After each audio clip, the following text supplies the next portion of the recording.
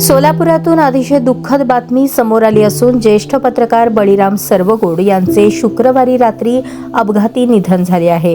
याबाबत त्यांचे चिरंजीव शुभम सर्वगोड यांच्याकडून अधिकृत माहिती मिळाली आहे।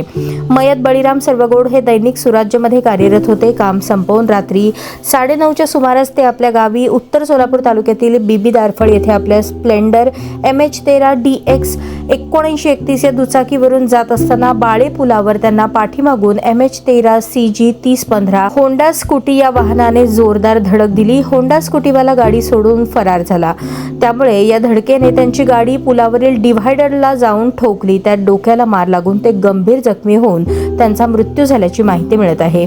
त्यांचा मृतदेह शवविच्छेदनासाठी सिव्हिल हॉस्पिटलमध्ये दाखल करण्यात आला असून नातेवाईकांची मोठी गर्दी झाली आहे। सर्वगोड यांच्यावर बीबी दारफळ या गावी अंत्यसंस्कार करण्यात येणार असून वेळ दुपारनंतर सांगण्यात येणार आहे। सर्वगोड हे गेल्या 30 ते 35 वर्षांपासून सोलापुरात पत्रकारिता करत होते। यापूर्वी त्यांनी अनेक वर्ष दैनिक केसरीमध्ये काम केले। त्यांच्या पश्चात पत्नी, मुलगा असा परिवार आहे।